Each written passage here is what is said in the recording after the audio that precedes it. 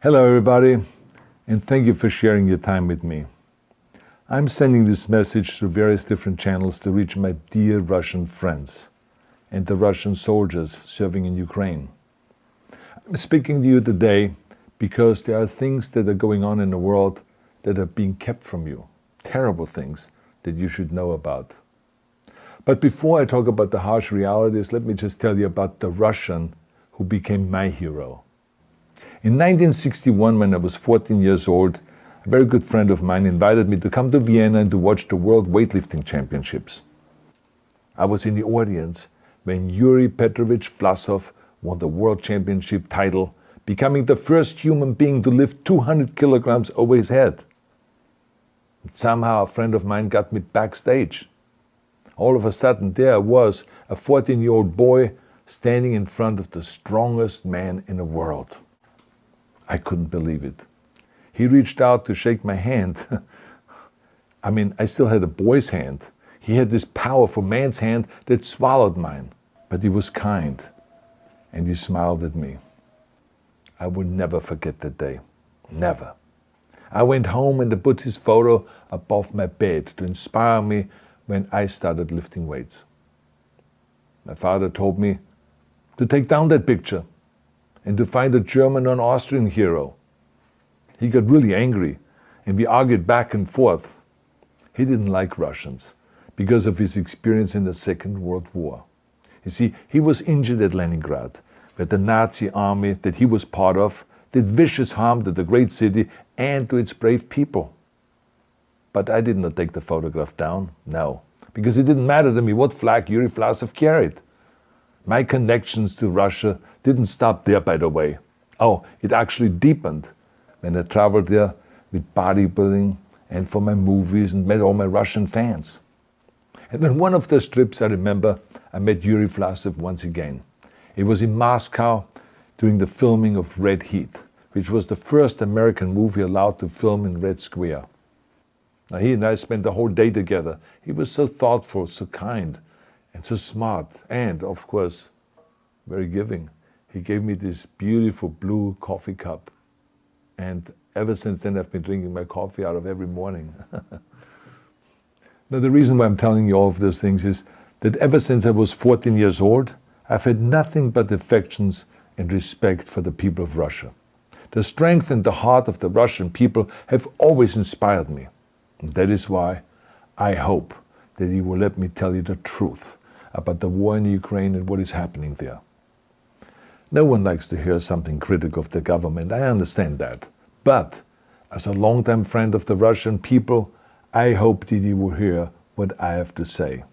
And may I remind you that I speak with the same heartfelt concern as I spoke to the American people when there was an attempted insurrection on January 6th last year, when a wild crowd was storming the US Capitol, trying to overthrow our government.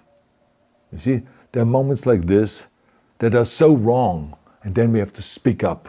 And it's exactly the same with your government. I know that your government has told you that this is a war to denazify Ukraine. Denazify Ukraine? This is not true. Ukraine is a country with a Jewish president, I might add, whose father's 3 brothers were all murdered by the Nazis. You see, Ukraine did not start this war. Neither did nationalists or Nazis. Those in power in the Kremlin started this war. This is not the Russian people's war. No. As a matter of fact, let me tell you, what you should know is that 141 nations at the UN voted that Russia was the aggressor and called for it to remove its troops immediately. Only 4 countries in the entire world voted with Russia. That is a fact. See, the world has turned against Russia because of its actions in Ukraine. Whole city blocks have been flattened by Russian artillery and bombs, including a children's hospital and a maternity hospital. 3 million Ukrainian refugees, mainly women, children, and elderly, fled their country, and many more are trying to seek to get out. It is a humanitarian crisis. Because of its brutality, Russia is now isolated from the society of nations. You're also not being told the truth about the consequences of this war on Russia itself. I regret to tell you that thousands of Russian soldiers that have been killed. They have been caught between Ukrainians fighting for their homeland and the Russian leadership fighting for conquest. Massive amounts of Russian equipment have been destroyed or abandoned. The destruction that Russian bombs are raining down upon innocent civilians has so outraged the world that the strongest global economic sanctions ever taken have been imposed on your country. Those who don't deserve it on both sides of the war will suffer. The Russian government has lied not only to the citizens, but to its soldiers. Some of the soldiers were told they were going to fight Nazis. Some were told that the Ukrainian people would greet them like heroes, and some were told that they were simply going on exercise. They didn't even know that they were going into war. And some were told that they were there to protect ethnic Russians in Ukraine. None of this is true. The fact is that Russian soldiers have faced fierce resistance from the Ukrainians who want to protect their families and their country.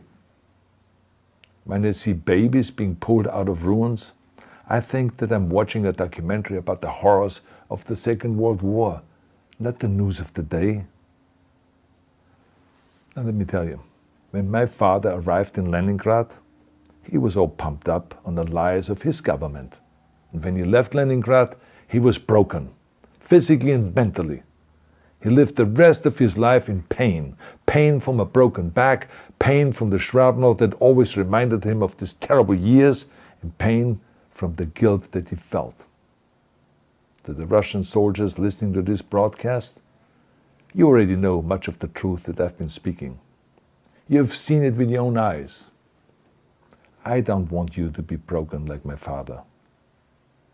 This is not the war to defend Russia that your grandfathers or your great-grandfathers fought. This is an illegal war.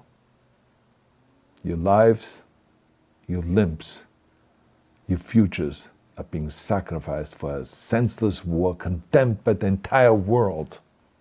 Now, to those in power in the Kremlin, let me just ask you, why would you sacrifice those young men for your own ambitions? To the soldiers who are listening to this, remember that 11 million Russians have family connections to Ukraine. So every bullet you shoot a brother or a sister. Every bomb or every shell that falls is falling not on an enemy, but on a school, or a hospital, or a home. I know that the Russian people are not aware of such things are happening. So I urge the Russian people and the Russian soldiers in Ukraine to understand the propaganda and the disinformation that you are being told. I ask you to help me spread the truth. Let your fellow Russians know the human catastrophe that is happening in Ukraine. And to President Putin I say, you started this war. You are leading this war. You can stop this war. Now, let me close with a message to all of the Russians who have been protesting on the streets against the invasion of Ukraine. The world has seen your bravery. We know that you have suffered the consequences of your courage. You have been arrested, you have been jailed, and you have been beaten. You are my new heroes. You have the strength of Yuri Petrovich Vlasov. You have the true heart of Russia. My dear Russian friends, may God bless you all.